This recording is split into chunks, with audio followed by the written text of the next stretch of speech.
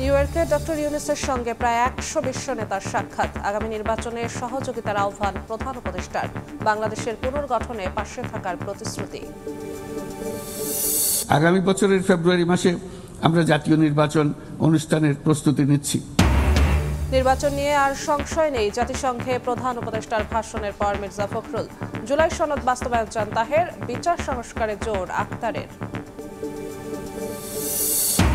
ঐক্যবদ্ধ না থাকলে মাথা চড়া দিতে পারে গুপ্ত স্বৈরাচার, সতর্ক করলেন তারেক রহমান। রাজনৈতিক দলকে অনুরোধ করেও থামানো যাচ্ছে না চাঁদাবাজি, মন্তব্য জামাত আমিরের। তামিলনাড়ুতে মৃত্যুর মিছিল। দক্ষিণের সুপারস্টার থালাপতি বিজয়ের রাজনৈতিক সমাবেশে হুড়োহুড়ি। পদদলিত হয়ে নারী শিশুসহ অন্তত ৩৬ জনের প্রাণহানি, আহত প্রায় অর্ধশত।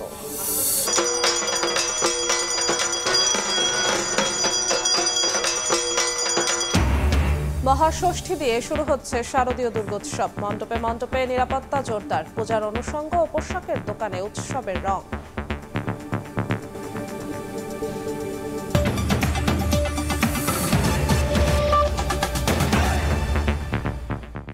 প্রবাসী সময়ের সঙ্গে আছি আমি জিন্নাতারা যশোয়া।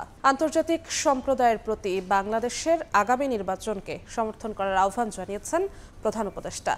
ডক্টর ইউনূস বলেন, নির্বাচন নিয়ে বিশ্ব নেতাদের দিক নির্দেশনা, পরামর্শ, সহযোগিতা ও নৈতিক শক্তির প্রয়োজন।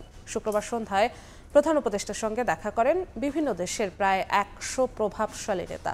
ডক্টর ইউনূসের প্রতি সমর্থন পুনর্ব্যক্ত করে বাংলাদেশের এই গুরুত্বপূর্ণ সময়ে সহযোগিতার অঙ্গীকার করেন তারা।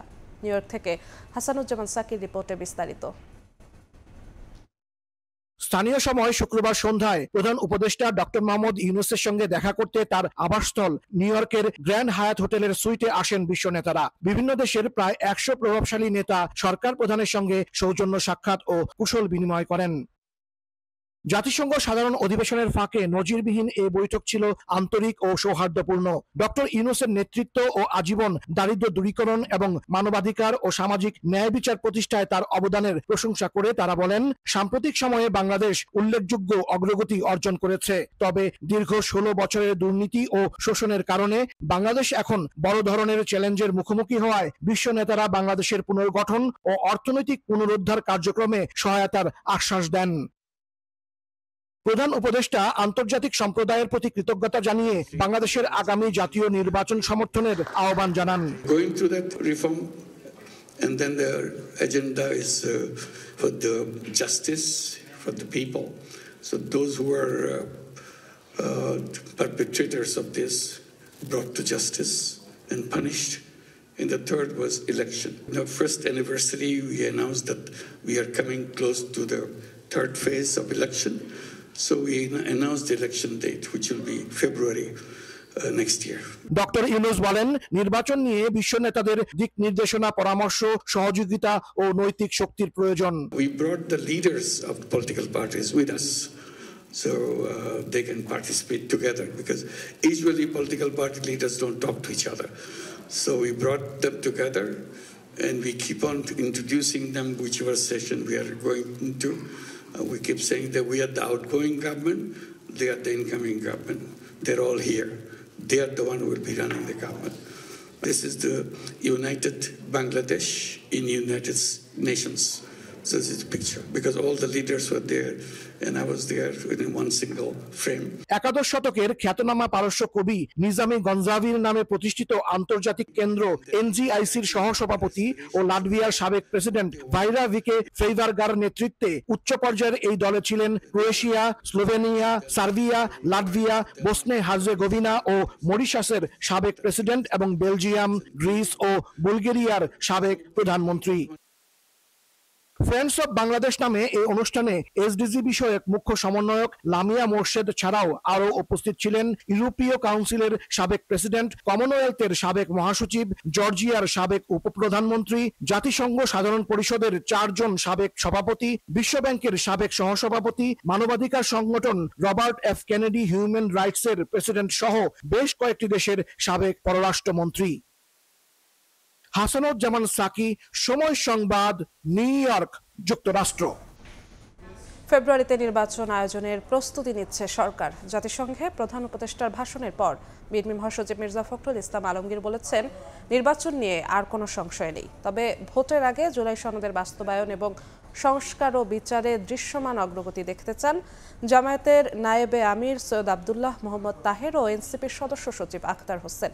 নিউ ইয়র্ক থেকে হাসানুজ্জামান সাকির আরও একটি report. By His Excellency Muhammad Yunus, অন্তর্বর্তী সরকার প্রধান হিসেবে টানা দ্বিতীয়বার জাতিসংঘ সাধারণ পরিষদে ভাষণ দিলেন ডক্টর মোহাম্মদ ইউনুস। বিশ্ব মঞ্চে দাঁড়িয়েও জানালেন ফেব্রুয়ারিতেই নির্বাচন। আগামী বছরের ফেব্রুয়ারি মাসে আমরা জাতীয় নির্বাচন অনুষ্ঠানের প্রস্তুতি নিচ্ছি। জাতিসংঘ সাধারণ পরিষদে প্রধান উপদেষ্টার পাশেই ছিলেন বিএনপি, জামায়াত ও এনসিপির 6 নেতা। নির্বাচন ইস্যুতে সরকার প্রধানের বক্তব্যের প্রতিক্রিয়ায় বিএনপি মহাসচিব বলেন, ভোট নিয়ে আর কোনো সংশয় নেই তাদের। যথেষ্ট জোরালো ছিল এবং গত কিছুদিন ধরে যে কথাগুলো বলে আসছে এই ব্যাপারে আমাদের অন্তত কোনো সংশয় নেই। আমরা যারা রাজনৈতিক দলগুলো আছি আমাদের কোনো রকমের সংশয় নেই। উই আর কনভিন্সড যে আপনার 26-এর আপনার ফেব্রুয়ারিতে নির্বাচন হবে। জামায়াতে ইসলামীর নায়েবে আমির বলেন, ফেব্রুয়ারিতে নির্বাচনের বিষয়ে তার দলও একমত, তবে এর আগে জুলাই সনদ বাস্তবায়ন করতে হবে। আমরা নির্বাচন ফেব্রুয়ারিতে করার জন্য প্রস্তুতি নিচ্ছি উইথ আওয়ার হাম্বল এফার্টস, আমাদের যেটা আছে। কিন্তু আমরা এটা বলেছি যে নির্বাচন ফেব্রুয়ারিতে করার ব্যাপারে তো কোনো আপত্তি নেই, কিন্তু তার আগে কিছু বিষয় আছে গুরুত্বপূর্ণ যেগুলোকে সলভ করা দরকার। যেমন জুলাই চার্টার যেটা, তো জুলাই চার্টার তো আমরা একমত হয়েছি কয়েক মাস ধরে কাজ করে, কিন্তু এটা যদি বাস্তবায়ন না হয় তাহলে একমত হওয়ার তো আর এখানে কোনো বেনিফিট নেই। প্রায় অভিন্ন অবস্থান এনসিপিরও। ফেব্রুয়ারিতে যে নির্বাচনের সময়সীমার কথা বলা হয়েছে সেটাকে আমরা ইতিবাচক হিসেবেই দেখি, যদি না তার আগে সংস্কারের যে কার্যক্রমগুলো আছে, বিচারকে দৃশ্যমান করার যে উদ্যোগগুলো সরকার গ্রহণ করার পথে সেগুলোকে পরিপূর্ণভাবে সমাপ্ত করা হয়, তাহলেই এটাকে আরো গোছানোভাবে নির্বাচনের দিকে যাওয়া সম্ভব হবে। এদিকে ডক্টর ইউনূসের ভাষণের সময় জাতিসংঘের সামনে তার সমর্থনে সমাবেশ করে যুক্তরাষ্ট্র বিএনপি নেতাকর্মীরা। জাতিসংঘ সাধারণ পরিষদের অধিবেশনে প্রধান উপদেষ্টা ডক্টর মোহাম্মদ ইউনূসের ভাষণ নিয়ে বেশ সন্তুষ্ট তার সফর সঙ্গী বিভিন্ন দলের রাজনৈতিক নেতারা। তারা বলছেন, ডক্টর ইউনূস ঐক্যবদ্ধ বাংলাদেশের একটি বার্তা দিয়েছেন বিশ্ব দরবারে। হাসানুজ্জামান সাকি, সময় সংবাদ, নিউ ইয়র্ক, যুক্তরাষ্ট্র। গণতন্ত্রের পক্ষের সব শক্তি ঐক্যবদ্ধ থাকতে না পারলে গুপ্ত স্বৈরাচারের আবির্ভাব হতে পারে বলে সতর্ক করেছেন বিএনপির ভারপ্রাপ্ত চেয়ারম্যান তারেক রহমান। তিনি বলেন, গত 16 বছর দেশে ডাকাত পড়েছিল, এখন পুনর্গঠনের বার্তা নিয়ে জনগণের ঘরে ঘরে যেতে হবে। কুমিল্লা দক্ষিণ জেলা বিএনপির সম্মেলনে দলের আরেক নেতা সালাউদ্দিন আহমদ বলেন, ধর্মীয় বিভাজনকারীদের ব্যালটের মাধ্যমে জবাব দিতে হবে। কুমিল্লা থেকে মিজানুর রহমানের ছবিতে হাসান ওয়ালি রিপোর্ট।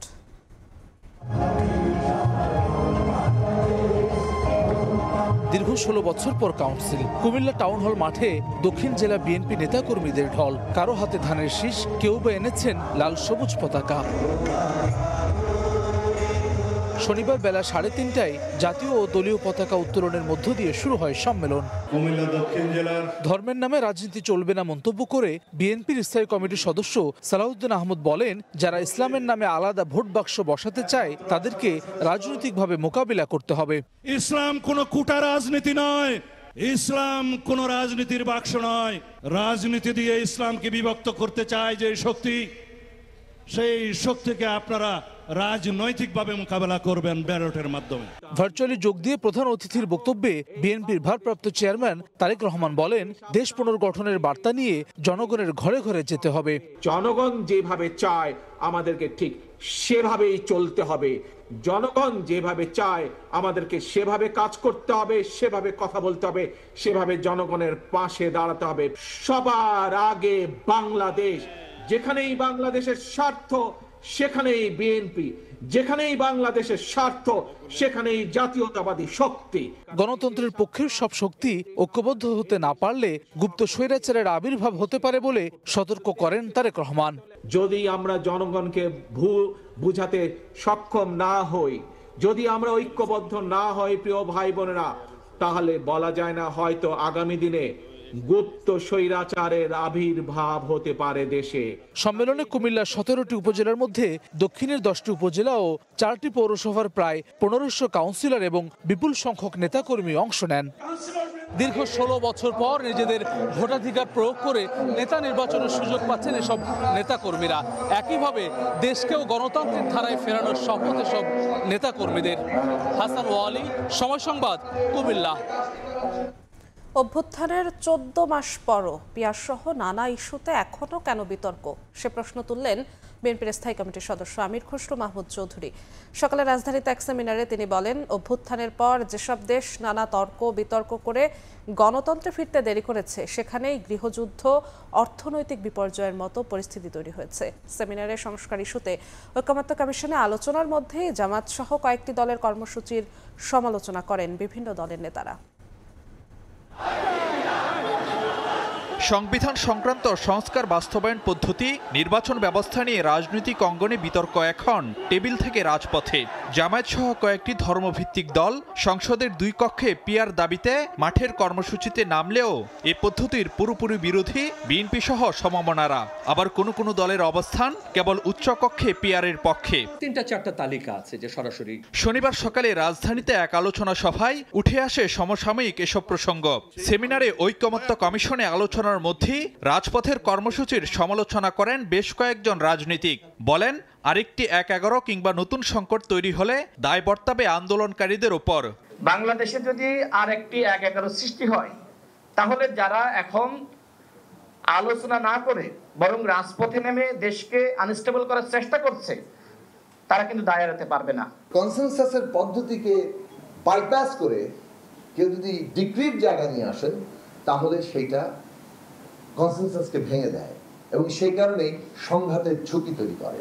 কতদূর ভোট হবে, ভালো ভোট কতখানি হবে, এইসব প্রশ্ন সবার মধ্যে। ভোটের কতদিন আছে, যেভাবে বলা হয়েছে তাতে 4.5 মাস। এখনো মানুষ আমাকে প্রশ্ন করে, ভাই ভোট হবে তো? সেমিনারে বিএনপির স্থায়ী কমিটির সদস্য আমির খসরু মাহমুদ চৌধুরী বলেন, সংস্কার ইস্যুতে দলগুলোর ঐকমত্য হলেও জনগণের অনুমোদন নিতে হবে। এ সময় আলোচনায় যেসব ইস্যুতে ঐকমত্য হয়েছে সেখানেই সমাপ্তি টানার পরামর্শ দেন তিনি। আমাদের ম্যান্ডেট নিয়ে সংসদে আসতে হবে এটা পাস করার জন্য। আজকে যদি আমরা সবাই নাকে খত দিয়ে অনেক কিছু জিনিস ঐকমত হয়ে যায়, কালকে যদি বাংলাদেশের মানুষ ম্যান্ডেট না দেয়, তাহলে কি হবে? নতুন ইস্যু বিভ্রান্তি বিভেদ তৈরি করছে উল্লেখ করে বিএনপির সর্বোচ্চ নীতি নির্ধারণী ফোরামের এই নেতা বলেন, সংকট বিপর্যয় এড়াতে প্রয়োজন দ্রুত গণতন্ত্রে ফেরা। যে সমস্ত দেশ এই অভ্যুত্থান পরবর্তী সময়ে এই প্রক্রিয়াতে ঢুকছে, এই চক্রের মধ্যে যারা পড়েছে, সেই সমস্ত দেশ আজকে অত্যন্ত খারাপ অবস্থায় আছে। আমরা বাংলাদেশকে তো সেদিকে নিয়ে যেতে পারবো না। সেমিনারে বক্তারা বলেন, সংসদের নিম্নকক্ষে পিয়ার পদ্ধতিতে নির্বাচন হলে ঝুঁকিতে পড়বে স্থিতিশীল শাসন ব্যবস্থা। নির্বাচনের মাধ্যমে। ফারুক ভিয়া, রবিন, সময় সংবাদ, ঢাকা। নতুন ফ্যাসিবাদের যেন জন্ম না হয় সেদিকে লক্ষ্য রাখতে সবাইকে আহ্বান জানিয়েছেন বিএনপির সিনিয়র যুগ্ম মহাসচিব রুহুল কবির রিজভী। শনিবার বিকেলে জাতীয় প্রেস ক্লাবে এক আলোচনা সভায় তিনি আরো বলেন, আওয়ামী দোসরদের প্রতিধ্বনি ডাকসু নির্বাচন কমিশনের কণ্ঠে। একটা আমরা দেখলাম চেতনার নামে একটা ফ্যাসিবাদী শাসন, আবার অন্য কোনো চেতনার নামে যদি ফ্যাসিবাদী শাসন যাতে না আসে, এটা আমাদেরকে খুব গভীরভাবে চিন্তা করে আমাদেরকে কাজ করতে হবে। চিফ রিটার্নিং অফিসার যে ধরনের কথা বলেছেন, এটা একবারে দোসরদের মতো কথা। আওয়ামী দোসররা যেমন ভাবে কথা বলেন, তিনি সেই কথারই প্রতিধ্বনি করেছেন তার এই বক্তব্যের মধ্যে দিয়ে। নীলক্ষেতে যখনই ব্যালট পেপার ছাপানোর কথা আসবে, এখানে সন্দেহ জাগবেই। এটা হবে আজকে নানা অনিয়মের কথা নানা দিক থেকে আপনার চলে আসছে। শেখ হাসিনার পতনের পর রাজনৈতিক দলকে অনুরোধ করেও থামানো যাচ্ছে না চাঁদাবাজি। তারা ধৈর্য ধরলে দেশটা আজ চাঁদাবাজদের দখলে চলে গেছে এমন কথা শুনতে হতো না। রাজধানীর ইব্রাহিমপুরে সুধী সমাবেশে জামায়াত ইসলামের আমির ডক্টর শফিকুর রহমান আরও বলেন, দলের কেউ অপকর্ম করলে লোক দেখানো বহিষ্কার নয়, শাস্তি নিশ্চিত করে তার দল। জামায়াতে ইসলামীর ঢাকা মহানগর কাফরুল থানার উদ্যোগে সুধী সমাবেশ। শনিবার সন্ধ্যায় এই আয়োজনে যোগ দেন দলটির আমির ডাক্তার শফিকুর রহমান। প্রধান অতিথির বক্তব্যে জামায়াত আমির বলেন, শেখ হাসিনা পতনের পর রাজনৈতিক দলকে অনুরোধ করেও থামানো যাচ্ছে না চাঁদাবাজি। আজকে মানুষের মুখে মুখে এই কথাটা শুনতে হতো না, দেশ আজ চাঁদাবাজদের দখলে। আমরা তাদেরকে বলেছি, বিনয়ের সাথে বলেছি, ওরা কষ্ট দিয়েছে 15.5 বছর, এখন আমরাও কি মানুষকে কষ্ট দেব?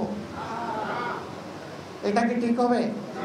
আমরা তাদেরকে বড় অনুরোধ করেছিলাম, কে কার অনুরোধ শুনে।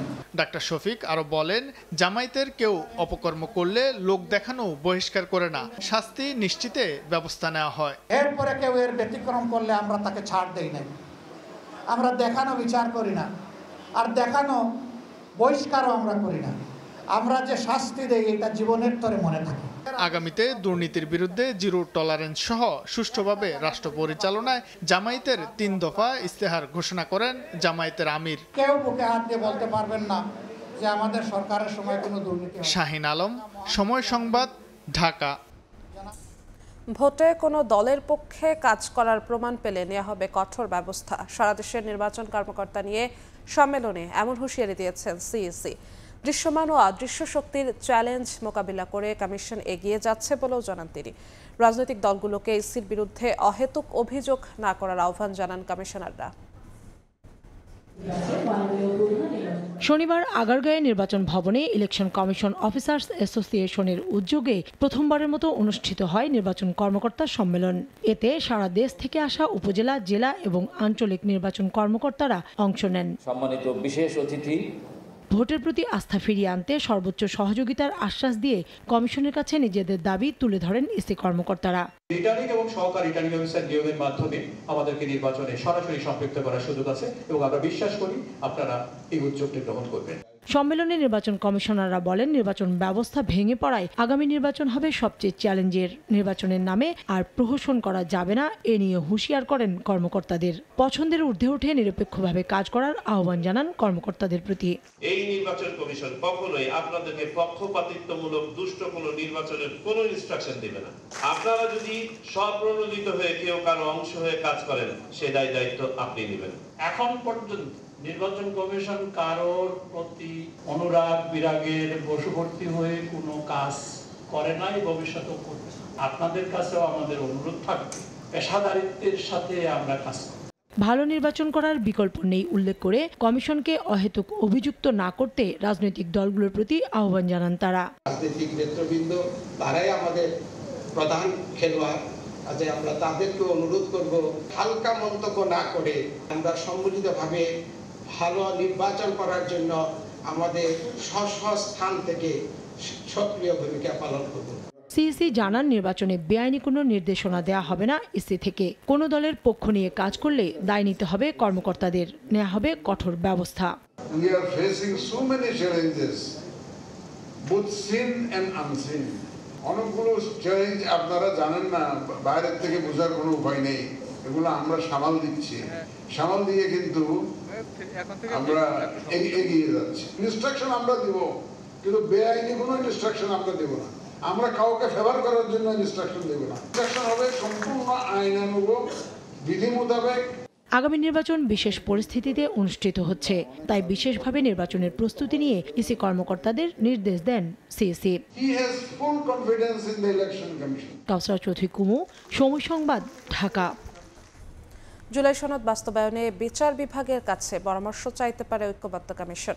একথা জানিয়ে কমিশন সদস্য বদিউল আলম মজুমদার জানান, 15 অক্টোবরের মধ্যে সনদ চূড়ান্ত করার প্রত্যাশা তার। রাজনৈতিক বিশ্লেষক অধ্যাপক সাব্বির আহমেদের মতে, সনদ বাস্তবায়ন না হলে নির্বাচন নিয়ে শঙ্কা তৈরি হবে। হাসান ওয়ালির প্রতিবেদন।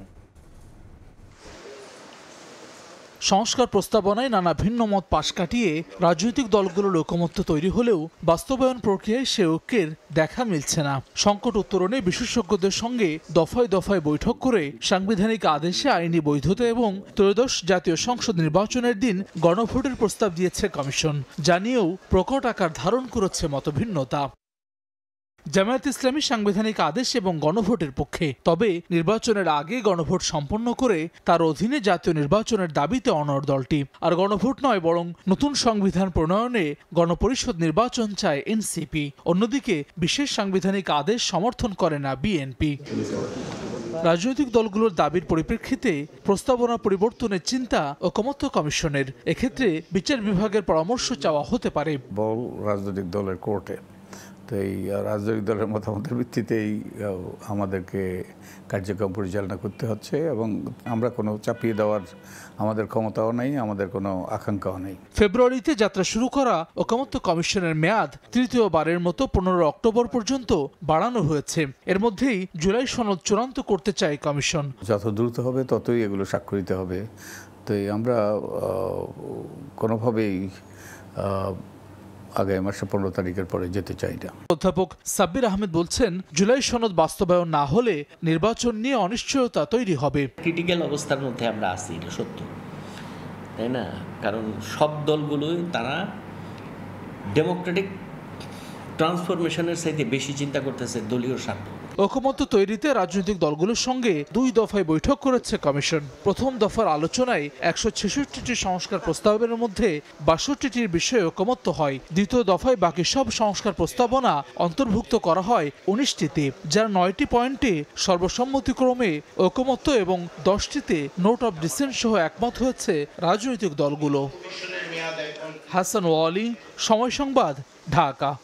ভারতের তামিলনাড়ুতে জনপ্রিয় অভিনেতা ও রাজনীতিবিদ থালাপতি বিজয়ের সমাবেশে পদদলিত হয়ে শিশুসহ নিহত হয়েছেন অন্তত 36 জন। আহত হয়েছেন প্রায় অর্ধশত। নিহতের সংখ্যা আরও বাড়তে পারে বলে আশঙ্কা করা হচ্ছে। টিভিকে দলের নেতারা অব্যবস্থাপনার দায় স্বীকার না করে অভিনেতার জনপ্রিয়তাকে কারণ হিসেবে দেখিয়েছেন। ভারতের তামিলনাড়ুতে অভিনেতা থেকে রাজনীতিবিদ বনে যাওয়া থালাপতি বিজয়ের দল তামিলাকাভিত্রি কাজাগামের প্রচার সভায় হঠাৎ ভিড়ের ঢেউ আছড়ে পড়ে মঞ্চের দিকে। বাতাসের অভাবে অজ্ঞান হয়ে পড়েন অনেকে। পদদলিত হয়ে প্রাণ হারান নারী, পুরুষ ও শিশু মিলিয়ে বেশ কয়েকজন। আহতদের অনেকের অবস্থা আশঙ্কাজনক। পুলিশের অনুমতি ছিল 30,000 লোকের জন্য, কিন্তু জড়ো হয়েছিলেন প্রায় দ্বিগুণ। প্রবেশপথে ছিল ভয়াবহ জট। ভেঙে পড়ে মঞ্চের চারপাশের ব্যারিকেড। শিশুরা পরিবার থেকে বিচ্ছিন্ন হয়ে পড়ে। ভিড়ের চাপে দম বন্ধ হয়ে যায় অনেকের। বিজয় নিজেও বক্তব্য থামিয়ে অসুস্থদের পানি দেন ও নিখোঁজ শিশুকে খুঁজতে আহ্বান জানান। বিশাল জনসমাগম সামলাতে হিমশিম খায় প্রশাসন ও স্বেচ্ছাসেবকরা। অ্যাম্বুলেন্স ঢুকতে না পারায় স্বেচ্ছাসেবীরাই মানব শৃঙ্খল গড়ে আহতদের বের করে আনে।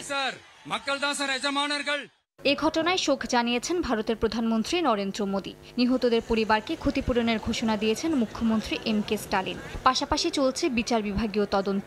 টিভিকে নেতারা দায় স্বীকার না করে বলছেন, বিজয়ের প্রতি মানুষের ভালোবাসায় এমন বিপুল ভিড়কে ডেকে এনেছে। জনসভাটি ছিল থালাপতি বিজয়ের চলমান রাজ্য সফরের অংশ। মালিহা সুহরওয়ার্দী, সময় সংবাদ। জুলাই গণ অভ্যুত্থান পরবর্তী সময়ে মানবাধিকার কমিশন গঠন প্রাসঙ্গিক হলেও এটি না করে সরকার পিছিয়ে পড়েছে বলে মন্তব্য করেছেন সিপিডির সম্মানীয় ফেলো ডক্টর দেবপ্রিয় ভট্টাচার্য। সেমিনারে বক্তারা বলেন, মানবাধিকার প্রতিষ্ঠায় এখনও অদৃশ্য চাপ রয়ে গেছে। এদিকে দেশের অর্থনীতিকে চাঙ্গা করতে দ্রুত নির্বাচিত সরকারের হাতে দায়িত্ব হস্তান্তরে জোর দিয়েছেন সংস্থাটির নির্বাহী পরিচালক ডক্টর ফাহমিদা খাতুন। শনিবার গুলশানের একটি হোটেলে নাগরিক প্ল্যাটফর্মের আয়োজনে খসড়া জাতীয় মানবাধিকার কমিশন অধ্যাদেশ নিয়ে অনুষ্ঠিত হয় সেমিনার। এতে জুলাই গণঅভ্যুত্থান পরবর্তী শাসন ব্যবস্থায় পরিবর্তন হলেও মানবাধিকার ইস্যুতে মোটা দাগে প্রশ্ন আছে বলে মন্তব্য করেন মানবাধিকার কর্মী, রাজনৈতিক ব্যক্তিত্ব ও বিশিষ্টজনরা। এমন বাস্তবতায় উঠে আসে অধ্যাদেশের খসড়ার নানা অসঙ্গতি। বক্তারা বলেন, শিশু ও নারীদের মানবাধিকার নিয়ে বর্তমান সরকার এখনো উদাসীন। 400 গণতান্ত্রিক আন্দোলনে এত শিশু পৃথিবীর আর কোথাও নিহত হয়নি। এত বড় একটা মানবাধিকার লঙ্ঘনের জায়গায় বসে যারা জনগণের অভিব্যক্তি হিসেবে রাষ্ট্র ক্ষমতায় বসলেন, মানবাধিকারের জন্য কোনো কার্যকর উদ্যোগই নিতে পারলেন না। শুধু পুনর্বাসন কেন্দ্র আবার যাতে না হয়, এটা একটা কর্মশালা ভিত্তিক একটা অর্গানাইজেশন যাতে না হয়। গোয়েন্দা সংস্থার কিছু বিতর্কিত কর্মকাণ্ডে মানবাধিকার পদে পদে লঙ্ঘিত হয়েছে উল্লেখ করে টিআইবির নির্বাহী পরিচালক ডক্টর ইফতেখারুজ্জামান বলেন, এসব সংস্থারও সংস্কার প্রয়োজন। আর গত 1 বছরে বাংলাদেশে কোনো মানবাধিকার কমিশন হয়নি উল্লেখ করে ডক্টর দেবপ্রিয় ভট্টাচার্য বলেন, অতীতে নাগরিকদের চাপে পড়ে যে কমিশন গঠন হয়েছে তাও ছিল নখদন্তহীন। রাজনৈতিক অনুশীলনকে সঠিক পথে রাখা এবং বিপন্ন মানুষের অধিকারকে সুরক্ষা দেওয়া, এই সবগুলোর জন্য আমাদের বিচার ব্যবস্থাকে শক্তিশালীভাবে আমাদের যদি রক্ষা কবচ হিসেবে ব্যবহার না করা যায়, তাহলে আমরা কিন্তু সমাজ হিসেবে আগাতে পারবো না। নিরাপত্তা সংস্থা যতগুলো আছে, রাষ্ট্রীয় সংস্থা, সেনাবাহিনী থেকে শুরু করে গোয়েন্দা সংস্থাগুলো, সবাইকে এই মানবাধিকারের এখতিয়ারভুক্ত কমিশনের এখতিয়ারভুক্ত করতে হবে, তাদের কাজ হস্তক্ষেপ করবে না। এদিকে এফডিসিতে এক অনুষ্ঠানে অন্তর্বর্তী সরকারের শাসন ব্যবস্থার দুর্বলতায় অর্থনীতি চাঙ্গা হচ্ছে না বলে মন্তব্য করেছেন সিপিডির নির্বাহী পরিচালক ডক্টর ফাহমিদা খাতুন। আইন শৃঙ্খলা পরিস্থিতি দুর্বল অবস্থায় রয়েছে, সেখানে না আছে ব্যবসা প্রতিষ্ঠানের একটা নিশ্চয়তা, না আছে মানুষের ঘর বাড়ির নিশ্চয়তা। এরকম একটা দুর্বল শাসন ব্যবস্থার মধ্যে অর্থনৈতিক কর্মকাণ্ড পরিচালনা করা সম্ভব না। সেই জন্যই নির্বাচন খুব গুরুত্বপূর্ণ। অনুষ্ঠানে অর্থনীতিকে চাঙ্গা করতে বিদেশি বিনিয়োগ বৃদ্ধিতে জোর দেওয়ার তাগিদ দেন বক্তারা। গণতান্ত্রিক সরকার আসলে বাংলাদেশ অর্থনৈতিক স্থিতিশীলতা ফিরে পাবে। তোহা খান তামিম, সময় সংবাদ, ঢাকা।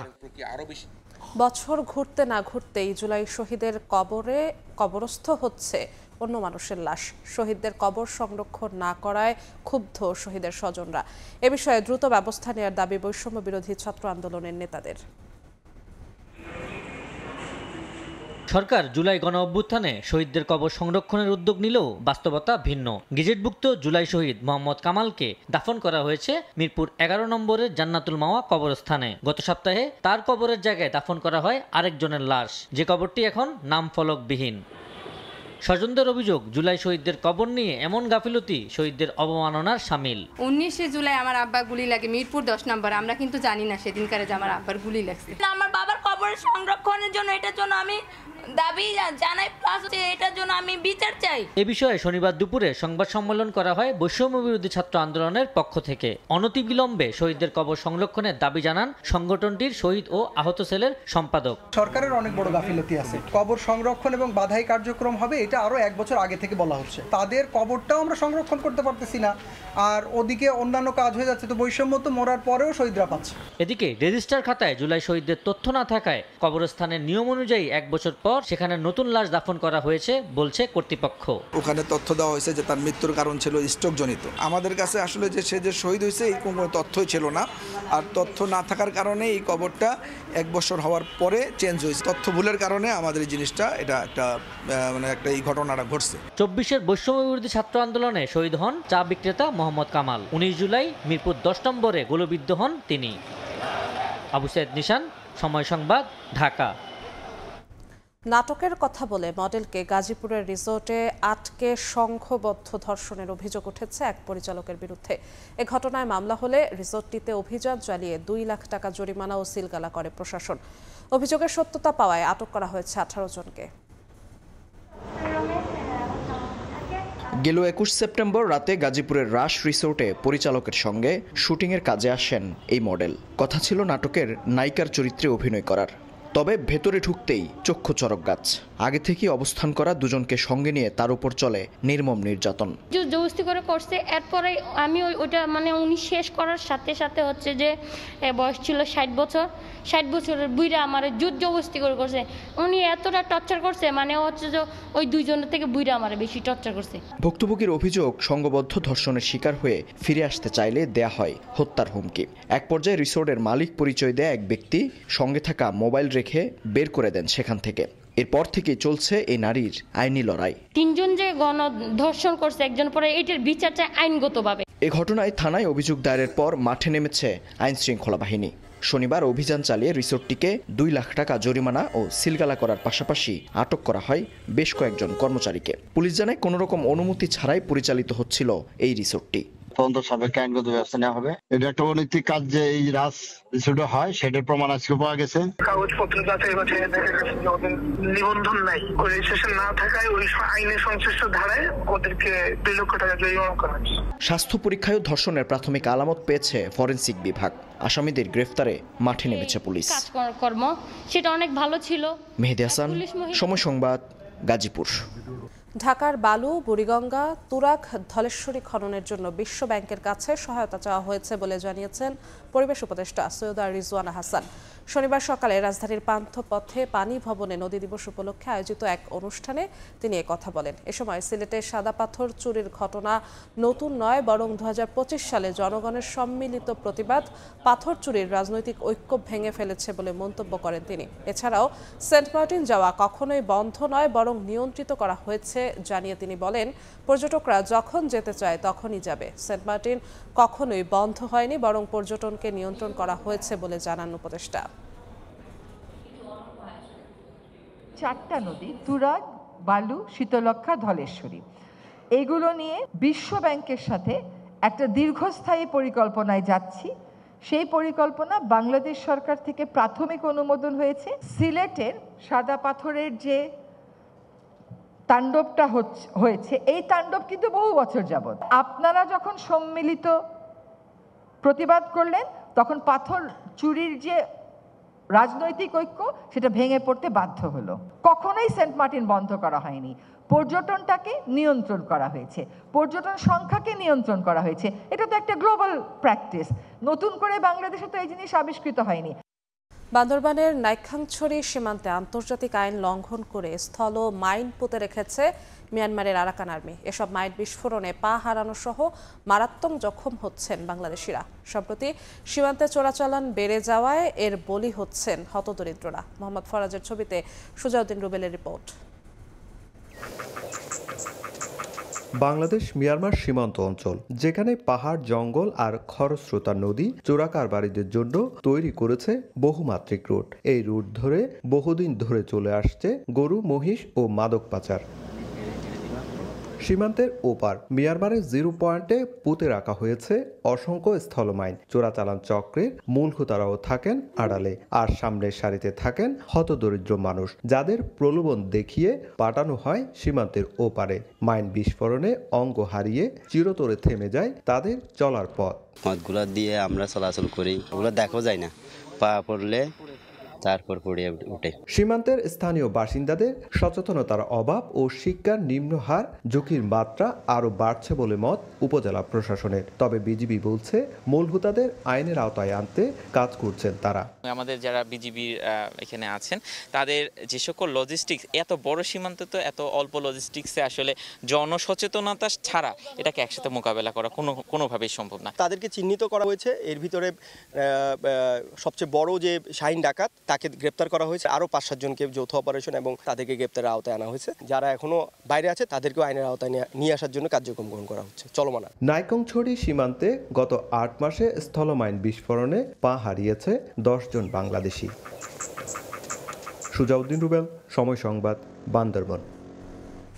আগামী 30 সেপ্টেম্বর নিউ ইয়র্কে জাতিসংঘ আয়োজিত রোহিঙ্গা বিষয়ক আন্তর্জাতিক সম্মেলনের দিকে তাকিয়ে আছে বাংলাদেশে আশ্রয় নেয়া রোহিঙ্গারা। এই সম্মেলন ঘিরে সংকটের স্থায়ী সমাধানে আন্তর্জাতিক উদ্যোগ এবং স্বদেশে সম্মানের সঙ্গে ফিরে যাওয়ার আকাঙ্ক্ষার কথা জানাতে চান তারা। কক্সবাজারের উখিয়ার 13 নম্বর রোহিঙ্গা ক্যাম্পের একটি ফুটবল মাঠে শনিবার সকাল থেকে জড়ো হতে থাকেন হাজার হাজার রোহিঙ্গা। কারো হাতে মিয়ানমারের পতাকা, আবার কেউ হাতে রেখেছেন নানা ধরনের ফেস্টুন ও ব্যানার। 3 ঘণ্টা ব্যাপী এই সমাবেশের আয়োজক ছিল রোহিঙ্গা ইলেক্টেড সিভিল সোসাইটি। মূল উদ্দেশ্য আসন্ন জাতিসংঘ সম্মেলনের প্রতি দৃষ্টি আকর্ষণ এবং তাদের নিজ দেশে নিরাপদ প্রত্যাবাসনের আকুতি জানানো। মাঝে বিভিন্ন দেশের প্রেসিডেন্ট, বিভিন্ন দেশের বড় বড় লিডার কল, বাংলাদেশের লিডার কল যারা এদিকে ইতারা দাসে আর রোহিঙ্গার হালতরে আর রোহিঙ্গার মজবুরিরে বুঝাইবার লাগি বৈঠক হইব, মিটিং হইব, মিটিং আমাদের আর রোহিঙ্গা এরে হাজার না না চাই। স্বদেশে ফেরার পাশাপাশি মিয়ানমারের সংগঠিত গণহত্যার সুষ্ঠু বিচার দাবি জানান রোহিঙ্গা নেতারা। রিয়েল ভিকটিম যারা আছে ইতারা তরফতন হনগwa রিপ্রেজেন্টেশনের অপরচুনিটি নফা একান স্ট্রং টাইমলাইন লয়রে একান রুট ম্যাপ সাইম রোহিঙ্গা কোমর রিপাট্রিয়েশন মাদারল্যান্ড মাদই পারিবল্লা। বাংলাদেশে বর্তমানে 13 লাখের বেশি রোহিঙ্গা আশ্রয় নিয়েছে, যাদের বেশিরভাগই 2017 সালে মিয়ানমারের রাখাইন রাজ্য থেকে প্রাণ বাঁচাতে পালিয়ে এসেছেন। সুজাউদ্দিন রুবেল, সময় সংবাদ, কক্সবাজার। কাল মহাষষ্ঠীর পূজা দিয়ে শুরু হবে শারদীয় দুর্গোৎসব। মণ্ডপে চলছে শেষ সময়ের সাজসজ্জা। নিরাপত্তা নিশ্চিতে খোলা হয়েছে আইন শৃঙ্খলা বাহিনীর কন্ট্রোল রুম। নজরদারিতে বসেছে সিসিটিভি ক্যামেরা।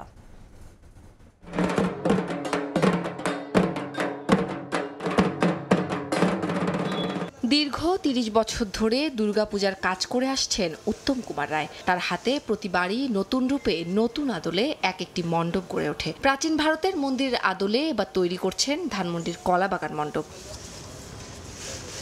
শারদীয় দুর্গাপূজা উদযাপনে চলছে শেষ মুহূর্তের প্রস্তুতি। প্রস্তুত হয়ে গেছে প্রতিমা, পুরোদমে চলছে সাজসজ্জার কাজ। মা আমাদেরকে যেন সবাইকে যেন সুবুদ্ধি দেয়, সবার সুমতি আসে, মনের অসুর ভাব যেন কেটে যায়। জীবের মধ্যে অসুর আছে, সেই অসুরকে বধ করার জন্য সেই দেবী আসে। তাই আমরা এই কষ্ট মনে করি না। দিন রাত সমানে কাজ করতেছি, এই কষ্ট মনে হচ্ছে না। মহালয়ার মধ্যে দিয়ে শুরু হয়েছে দুর্গাপূজা। রাত পোহালেই দেবীর অষ্টাদিক, কল্পরাম্ভ ও বিহিত পূজা দিয়ে শুরু হবে মূল আনুষ্ঠানিকতা। তাই সব মিলিয়ে ব্যস্ত মণ্ডপ পাড়া। শুধুমাত্র সাজসজ্জা নয়, পূজাকে কেন্দ্র করে মণ্ডপগুলোতে বাড়ানো হয়েছে নিরাপত্তা। সার্বক্ষণিক নজরদারিতে বসানো হয়েছে আইন শৃঙ্খলা বাহিনীর কন্ট্রোল রুমও। এবার সারা দেশে ৩৩,৩৫৫টি মণ্ডপে উদযাপিত হবে শারদীয় দুর্গা উৎসব। উম্মে হানি, সময় সংবাদ, ঢাকা। এদিকে মহাষষ্ঠী এগিয়ে আসার সঙ্গে সঙ্গে ভারতের কলকাতায় বিভিন্ন মণ্ডপে বাড়ছে দর্শনার্থীর ভিড়। চারদিকে উৎসবের আবহ। মণ্ডপ শৈলীর মধ্যে কেউ কেউ তুলে ধরছেন সামাজিক বার্তা, আবার অনেকে সাবেকি প্রতিমা দেখে খুশি মনে বাড়ি ফিরছেন। এদিকে দেবী দুর্গার বোধনের আগে প্যান্ডেল উদ্বোধনে প্রতিবারের মতো এবারও টক্কর দিচ্ছে ভারতের প্রধান দুই রাজনৈতিক দল বিজেপি ও তৃণমূল। সুব্রত আচার্যের রিপোর্টে বিস্তারিত। ছবি তুলেছেন বিশ্বজিৎ দাস। উত্তর কলকাতার সন্তোষ মিত্র স্কোয়ারের এবারের থিম অপারেশন সিঁদুর। এই থিম দেখতে এতটাই ভিড় জমছে যে তা সামলাতে হিমশিম খাচ্ছে কলকাতা পুলিশ। শুক্রবার দুপুরে পূজার প্যান্ডেল উদ্বোধন করেন কেন্দ্রীয় স্বরাষ্ট্রমন্ত্রী অমিত শাহ। সঙ্গে ছিলেন আয়োজক সজল ঘোষ ও রাজ্য বিজেপির শীর্ষ নেতারা। অন্যদিকে দক্ষিণ কলকাতার সুরুচি সংঘের পূজার উদ্বোধন করেন রাজ্যের মুখ্যমন্ত্রী ও তৃণমূল নেত্রী মমতা বন্দ্যোপাধ্যায়। প্রধান দুই রাজনৈতিক শিবির পূজা উদ্বোধন মঞ্চেও নিজেদের রাজনৈতিক বার্তা তুলে ধরতে ভোলেননি। আমি মায়ের কাছে প্রার্থনা করে এসেছি, এই নির্বাচনের পরে যেন বাংলায় এমন কোন সরকার আসে যে সত্যিকারের সোনার বাংলা গড়তে পারবে। যারা মৃত্যুকে নিয়ে রাজনীতি করে না, তাদের বলুন চ্যারিটি বিগিনস এট হোম। আগে নিজের আয়নায় নিজেদের মুখ দেখো, তারপরে অন্যকে বলো। বাংলা মানুষের পাশে ছিল, আছে, থাকবে। তোমরা আমাদের জলে ভাসাও আর আমরা জল তলাই। তবে চতুর্থীর বিকেলে আসল আকর্ষণ ছিলেন সাধারণ দর্শনার্থীরাই। লম্বা লাইনে দাঁড়িয়ে পছন্দের মণ্ডপে দেবী দর্শন করেন তারা। ছোটবেলা থেকে এখানে আসি, প্রথমে মা বাবার সাথে আসি, তারপর কলেজ সামনে থেকে আসার সময় তখন আসতাম। তো এটা এক ধরনের ট্রেডিশন হয়ে গেছে। এত বড় ঠাকুর এখানে, তারপরে মেন নর্থ কলকাতা ঠাকুরের মধ্যে একটা এটাও পড়ে। এখন যে পুজোটা হচ্ছে, এই পুজোটা অপশন সত্যি করা দরকার। কলকাতা শহর দুর্গাপূজার জন্য এরই মধ্যে ইউনেস্কোর মানবতার অমূল্য সাংস্কৃতিক ঐতিহ্যের তালিকায় অন্তর্ভুক্ত হয়েছে। এরপর থেকেই প্রতি বছর শহরের পূজা আয়োজন আরও বৈচিত্র্যময় হয়ে উঠছে। সুব্রত আচার্য, সময় সংবাদ, কলকাতা। ভারতীয় নাগরিকদের বাংলাদেশে পুশিনের ঘটনায় তীব্র সমালোচনার মুখে বিজেপি সরকার। 6 ভুক্তভোগীকে দ্রুত নিজ দেশে ফেরানোর নির্দেশ দিয়েছেন কলকাতা হাইকোর্ট। কলকাতা থেকে সুব্রত আচার্যের রিপোর্ট। গত জুন মাসে পশ্চিমবঙ্গের বীরভূমের অন্তঃসত্ত্বা শ্রমিক সোনালী খাতুন সহ 6 জনকে আটক করে বাংলাদেশে পুশব্যাক করে ভারতীয় কেন্দ্রীয় সরকারের আইন প্রয়োগকারী সংস্থা। পরে ওই ঘটনায় কলকাতা হাইকোর্টে পৃথক মামলা দায়ের করে ভুক্তভোগীর পরিবারগুলো। শুক্রবার এ বিষয়ে রায় ঘোষণা করেন কলকাতা হাইকোর্ট। বিচারপতি তপব্রত চক্রবর্তী ও বিচারপতি ঋতব্রত মিত্র স্পষ্ট জানিয়ে দেন, ভারতের নাগরিকদের বাংলাদেশি তকমা দিয়ে নির্বাসিত করা আইন ও মানবাধিকারের সুস্পষ্ট লঙ্ঘন। 4 সপ্তাহের মধ্যে তাদের দেশে ফিরিয়ে আনার নির্দেশ দেন। গত কয়েক মাস ধরে বাংলা ভাষাভাষীদের বাংলাদেশি আখ্যা দিয়ে দেশজুড়ে পুশব্যাক করার অভিযোগ করে আসছে বিরোধী দলগুলো। শুধু অভিযোগই নয়, তৃণমূল কংগ্রেস ভাষা আন্দোলন কর্মসূচি এবং কংগ্রেস নেতা রাহুল গান্ধীর বিহারে পদযাত্রাতেও এই ইস্যু জোরালোভাবে উঠেছে। হাইকোর্টের রায় প্রকাশ্যে আসার পর সেই অভিযোগ সত্য প্রমাণিত হওয়ায় প্রায় সব বিরোধী দল বিজেপির বিরুদ্ধে তীব্র আক্রমণ শুরু করেছে। যদিও আনুষ্ঠানিকভাবে কোনো প্রতিক্রিয়া জানায়নি বিজেপি। ভারতীয় গণমাধ্যম বলছে, গত 6 মাসে উত্তরপ্রদেশ, বিহার, পশ্চিমবঙ্গ, দিল্লি ও রাজস্থান সহ বিভিন্ন রাজ্য থেকে কয়েক হাজার বাংলা ভাষাভাষী মানুষকে আটক করা হয়েছে। এদের মধ্যে অন্তত 2000 মানুষকে সীমান্ত দিয়ে বাংলাদেশে ঠেলে পাঠানো হয়েছে। আগামী বছর পশ্চিমবঙ্গ সহ একাধিক রাজ্যে বিধানসভা নির্বাচনকে সামনে রেখে রাজনৈতিক মেরুকরণ ইতিমধ্যেই তীব্র হচ্ছে। বিজেপি চাইছে হিন্দু ভোট একত্রিত করতে, অন্যদিকে বিরোধী শিবির চাইছে সব ধর্মের মানুষের সমর্থন। এরই মধ্যে শুরু হয়েছে ভোটার তালিকা সংশোধনের কর্মসূচিও। সুব্রত আচার্য, সময় সংবাদ, ভারত।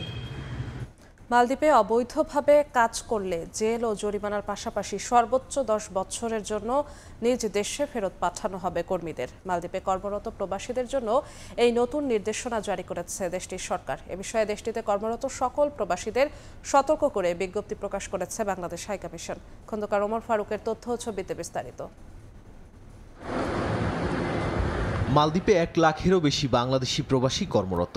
কর্মী ভিসা চালু থাকায় এ সংখ্যা দিনে দিনে বাড়ছে। তবে এবার প্রবাসীদের জন্য নতুন করে কঠোর নির্দেশনা জারি করেছে মালদ্বীপ সরকার। দেশটির সরকারের বরাত দিয়ে বাংলাদেশ হাইকমিশন জানায়, যে কোনো বাংলাদেশি যদি অবৈধভাবে কাজ করেন তবে জেল ও জরিমানার পাশাপাশি সর্বোচ্চ 10 বছরের জন্য তাদের নিজ দেশে ফেরত পাঠানো হবে। এ সংক্রান্ত কার্যক্রম দেশটির সংশ্লিষ্ট মন্ত্রণালয়ের অধীনেই পরিচালিত হবে। আপনি কিন্তু নিজের ইচ্ছা মতো অন্যত্র কাজ করতে পারবেন না। সেটি করলে আপনি এখানকার যে ভিসা রুল রয়েছে সেটি ভায়োলেশন হবে, এবং এক্ষেত্রে কিন্তু যে কোনো সময় যদি ইমিগ্রেশনের যেই রেইড হয় বা ইমিগ্রেশন যেই তল্লাশি করে, তখন যদি আপনাকে অন্যত্র পায় তখন কিন্তু আপনার বিরুদ্ধে আইনানুগ ব্যবস্থা গ্রহণ করবে। নির্দেশনায় বলা হয়, মালদ্বীপে ফ্রি ভিসা বলে কোনো ব্যবস্থা নেই। নির্দিষ্ট কোম্পানির নামে ভিসা নেওয়া হলে সেই কোম্পানির অধীনেই কাজ করতে হবে। অন্য কোথাও কাজ করা বা ব্যবসা, আর্থিক লেনদেনে জড়ানো সম্পূর্ণ নিষিদ্ধ। এ ধরনের অপরাধে শাস্তির পাশাপাশি ব্যক্তিকে ডিপোর্ট করা হবে। বারবার সুযোগ দেওয়ার পরও প্রবাসী বাংলাদেশিদের একটি অংশ ফ্রি ভিসা এসে নানা অপরাধে জড়িয়ে পড়ছে বলে উল্লেখ করা হয়। এই দেশের সরকারে সুযোগ দিছে বৈধ হওয়ার জন্য। নতুন আসছে, তারা হয়তো যে না বুঝেই আসছে, এই জন্য বেশি সমস্যাটা হচ্ছে। তো বুঝে শুনে আসলে এই সমস্যাটা হতো না। এছাড়া কোনো ভ্রমণকারী যদি নির্ধারিত ভিসার মেয়াদের অতিরিক্ত সময় অবস্থান করেন, সেটিও শাস্তিযোগ্য অপরাধ হিসেবে গণ্য হবে বলে জানায় হাইকমিশন। ভ্রমণ ভিসা এসে চাকরি বা ব্যবসা সংক্রান্ত যে কোনো কার্যক্রমে সম্পৃক্ত হওয়াও কঠোরভাবে নিষিদ্ধ। হাইকমিশন বলছে, এ ধরনের কর্মকাণ্ড দণ্ডনীয় অপরাধ। সময় সংবাদ, মালদ্বীপ। ভূমধ্যসাগরে অভিবাসন প্রত্যাশীদের উদ্ধারকারী জাহাজ সি ওয়াচের ওপর আবারও গুলিবর্ষণ করা হয়েছে, তবে কেউ হতাহত হননি। ইতালি ও ইউরোপীয় ইউনিয়নের হস্তক্ষেপ কামনা করেছে জাহাজ কর্তৃপক্ষ। স্থানীয় সময় শুক্রবার রাতে আন্তর্জাতিক জলসীমায় লিবিয়ান কোস্টগার্ড উদ্ধারকারী জাহাজের ওপর গুলি চালায়। জাহাজটি উদ্ধার অভিযান চালাতে ব্যস্ত থাকায় লিবীয়দের নির্দেশ অমান্য করলে তারা কাছাকাছি এসে গুলি চালায়। সি ওয়াচের ক্রু ঘটনাস্থলের অডিও রেকর্ড প্রকাশ করেছে, যেখানে লিবীয়দের হুমকির শব্দ শোনা যায়। ঘটনার পর সি ওয়াচ ইতালীয় কর্তৃপক্ষ এবং পুলিশকে অবহিত করে। জাহাজ কর্তৃপক্ষ জানায়, পুনরায় এমন ঘটনা এড়াতে আন্তর্জাতিক হস্তক্ষেপ এবং নিরাপত্তা নিশ্চয়তা জরুরি।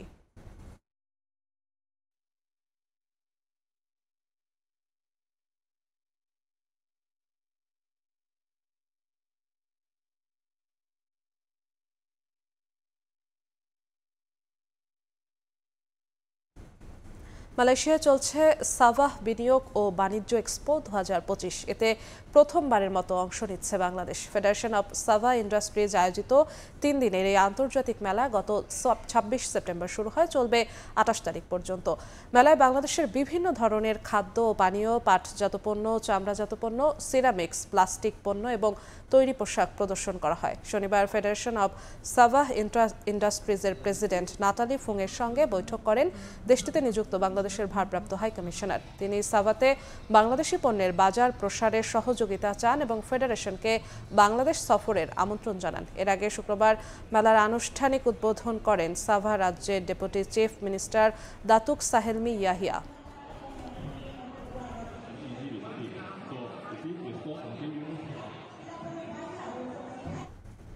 জেদ্দায় তৃতীয় Saudi fashion and tex expo 2025 উপলক্ষে সৌদি আরবে পোশাক খাত চ্যালেঞ্জ মোকাবিলা ও সম্ভাবনা উন্মোচন প্রতিপাদ্যে সেমিনারের আয়োজন করেছে বাংলাদেশ কনস্যুলেট জেনারেল। অনুষ্ঠানে প্রধান অতিথি হিসেবে উপস্থিত ছিলেন বাংলাদেশ সরকারের বাণিজ্য মন্ত্রণালয়ের যুগ্ম সচিব নার্গিস মোর্শেদা। স্থানীয় সময় শুক্রবার অনুষ্ঠিত এই সেমিনারে বক্তারা সৌদি আরবের বাজারে বাংলাদেশের রফতানির সম্ভাবনা, প্রবেশাধিকারের চ্যালেঞ্জ এবং ভবিষ্যৎ কৌশল নিয়ে বিস্তারিত আলোচনা করেন। তারা বলেন, গুণগত মান, সময়মতো সরবরাহ এবং বৈচিত্র্যময় পণ্যের উৎপাদন বাড়ানো গেলে বাজারে বাংলাদেশের অবস্থান আরও শক্তিশালী হবে। এ সময় বাংলাদেশ রফতানি উন্নয়ন ব্যুরোর আয়োজিত গ্লোবাল সোর্সিং এক্সপো ঢাকা 2025-এ সৌদি আরবের ব্যবসায়ী ও বিনিয়োগকারীদের অংশগ্রহণের আমন্ত্রণ জানান বক্তারা।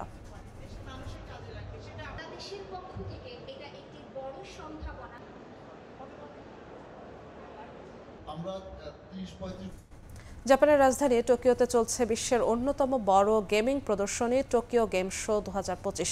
এতে অংশ নিয়েছে 47টি দেশের 1100টিরও বেশি কোম্পানি।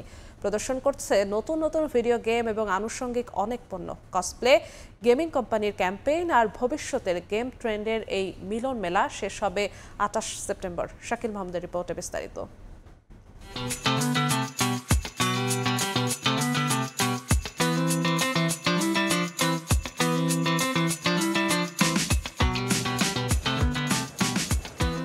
জাপানের রাজধানী টোকিওর মাকুহারি মেসেস কনভেনশন সেন্টার অনুষ্ঠিত হচ্ছে বিশ্বের অন্যতম বড় গেমিং প্রদর্শনী টোকিও গেম শো 2025। প্রতি বছরের মতো এবারও এখানে হাজির হয়েছে শীর্ষস্থানীয় গেম ডেভেলপার, প্রযুক্তি কোম্পানি আর গেম প্রেমীরা।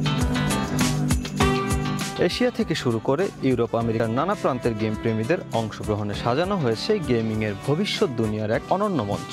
গেমিং প্রযুক্তির সবশেষ উদ্ভাবন আর নতুন প্রজন্মের গেমিং অভিজ্ঞতা এখানে উপস্থাপন করছে বিভিন্ন প্রতিষ্ঠান। 47টা দেশের 1100-র বেশি কোম্পানি প্রদর্শন করছে ভিডিও গেম এবং সংশ্লিষ্ট পণ্য। অন্তর্ভুক্ত রয়েছে চীন ও দক্ষিণ কোরিয়ার কোম্পানিও। আয়োজকরা বলছেন, গত বছর বিশ্বব্যাপী গেমিং বাজারে বিক্রি প্রায় 21,000 কোটি মার্কিন ডলারে পৌঁছেছে, যা 2020 সালের তুলনায় 50% বেশি। আমরা গিগা ক্রাইস্টার গেমিং মনিটর প্রদর্শন করছি। এই ব্যান্ডটি 10ম বার্ষিকী উদযাপন করছে। প্রদর্শনের জন্য আমাদের অনেক নতুন পণ্য রয়েছে। আপনি dragon Quest, final fantasy, tactics, Sonic racing এবং আরো অনেক কিছু চেষ্টা করে দেখতে পারেন। প্রদর্শনীর অন্যতম আকর্ষণ কসপ্লে। জাপান সহ বিশ্বের নানা দেশ থেকে আসা গেম প্রেমীরা জনপ্রিয় গেমের চরিত্রে সেজে হাজির হয়েছেন। কেউ পড়েছেন বর্ম, কেউ সেজেছেন সুপার হিরো চরিত্রে। এই রঙিন আয়োজন অনুষ্ঠানটিকে দিয়েছে উৎসবের আবহ। থেমে নেই আন্তর্জাতিক গেমিং কোম্পানিগুলো। নিজেদের নতুন ক্যাম্পেইন, কনসোল আর আসন্ন গেম প্রচারে ব্যস্ত তারা। বিশাল আকৃতির স্টল আর অত্যাধুনিক ভিজুয়াল প্রেজেন্টেশনের মাধ্যমে দর্শক ও ব্যবসায়ী অংশীদারদের সামনে তুলে ধরা হচ্ছে আগামী দিনের গেমিং অভিজ্ঞতা। 25 তারিখ থেকে শুরু হওয়া এই অনুষ্ঠান চলবে 28 সেপ্টেম্বর পর্যন্ত। গেম মানে এখন শুধু আর বিনোদন নয়, এটি অর্থনীতি, উদ্ভাবন ও প্রযুক্তির সমন্বয়। টোকিওর এই গেম শোই সেই যাত্রার এক অনন্য প্রদর্শন। মোহাম্মদ শাকিল মাহমুদ, সময় সংবাদ, জাপান। দেখছেন প্রবাসের সময়, সঙ্গেই থাকুন।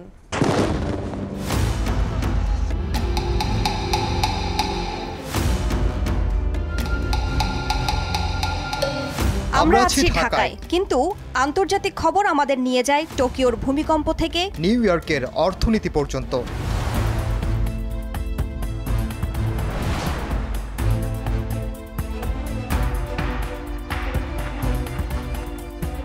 কোথাও রাজনীতি বদলায়, কোথাও প্রকৃতি সতর্ক করে, কোথাও বয়ে যায় আনন্দের আলো, আবার কোথাও সংকটে ভেঙে পড়ে হাজারো মানুষ।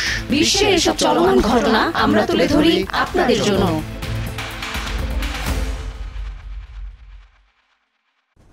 দেখছেন প্রবাসের সময়। খেলার খবর। খারাপ সময় দীর্ঘায়িত হচ্ছে লিটন কুমার দাসের জন্য। এশিয়া কাপের শেষ 2 ম্যাচের পর আফগানিস্তানের বিপক্ষে সিরিজ মিস করতে যাচ্ছেন টি-20 অধিনায়ক। তার বদলি হিসেবে দলে ঢোকার দৌড়ে এগিয়ে আফিফ হোসেন। বিবেচনায় থাকছেন সৌম্য সরকারও। আর আফগানদের বিপক্ষে ভারপ্রাপ্ত হিসেবে দায়িত্ব সামলাবেন জাকের আলী। দলে আসবে আরও বেশ কয়েকটি পরিবর্তন। দুবাই থেকে আরও জানাচ্ছেন সাব্বির মিথুন। একাডেমিতে অনুশীলন করছে পাকিস্তান, এখানে থাকতে পারতো বাংলাদেশ যদি না সেই অলিখিত সেমিফাইনালে ভরাডুবি করত।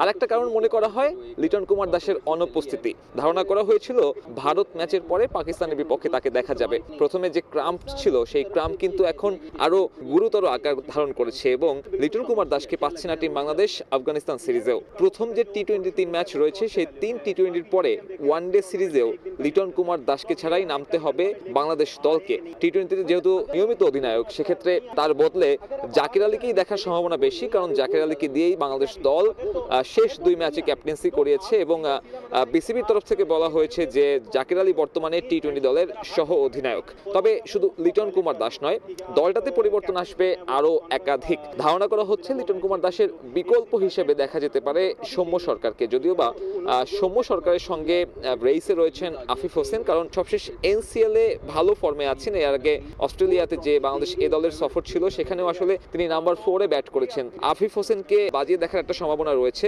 এর পাশাপাশি সৌম্য সরকার কিংবা নাইম শেখরাও রয়েছেন বিবেচনাতে।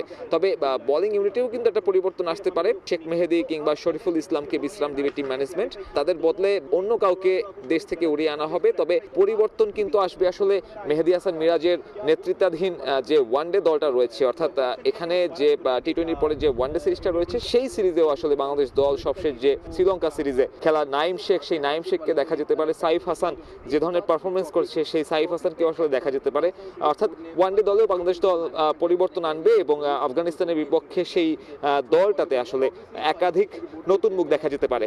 তবে সবকিছু ছাপিয়ে আসলে লিটন কুমার দাসের ইনজুরিটাই এই মুহূর্তে বড় মাথা ব্যথার কারণ। পাজরের বাঁ পাশে তার যে চোট, সেই চোটের আসলে বর্তমান অবস্থা ভালো নয় এবং লিটন কুমার দাসকে অন্তত আরো 2-3 সপ্তাহের জন্য মাঠের বাইরে অথবা অনুশীলনের বাইরে থাকতে হবে। সবকিছু মিলিয়ে নতুন অধিনায়কের অধীনে আফগানিস্তানের হোম গ্রাউন্ড খ্যাত এই আবুধাবিতে বাংলাদেশ দলকে আসলে ভালো কিছু উপহার দিতে হবে এবং সেখানেই আসলে নতুন টি-20 টিমের পারফরমেন্স বিবেচনা করে পরবর্তীতে প্লেয়াররা নিজেদের জায়গা ধরে রাখতে পারে। দুবাই থেকে সাব্বির মিথুন, সময় সংবাদ। এ পর্যায়ে শীর্ষ সংবাদগুলো জানিয়ে দিচ্ছি আরেকবার। নিউ ইয়র্কে ডক্টর ইউনূসের সঙ্গে প্রায় 120 নেতার সাক্ষাৎ। আগামী নির্বাচনে সহযোগিতার আহ্বান প্রধান উপদেষ্টার। বাংলাদেশের পুনর্গঠনে পাশে থাকার প্রতিশ্রুতি। আগামী বছরের ফেব্রুয়ারি মাসে আমরা জাতীয় নির্বাচন অনুষ্ঠানের প্রস্তুতি নিচ্ছি। নির্বাচন নিয়ে আর সংশয় নেই। জাতিসংঘে প্রধান উপদেষ্টার ভাষণের পর মির্জা ফখরুল। জুলাই সনদ বাস্তবায়ন চান তাহের। বিচার সংস্কারে জোর আক্তারের। এবং ঐক্যবদ্ধ না থাকলে মাথাচাড়া দিতে পারে গুপ্ত স্বৈরাচার, সতর্ক করলেন তারেক রহমান। রাজনৈতিক দলকে অনুরোধ করেও থামানো যাচ্ছে না চাঁদাবাজি, মন্তব্য জামায়াত আমিরের।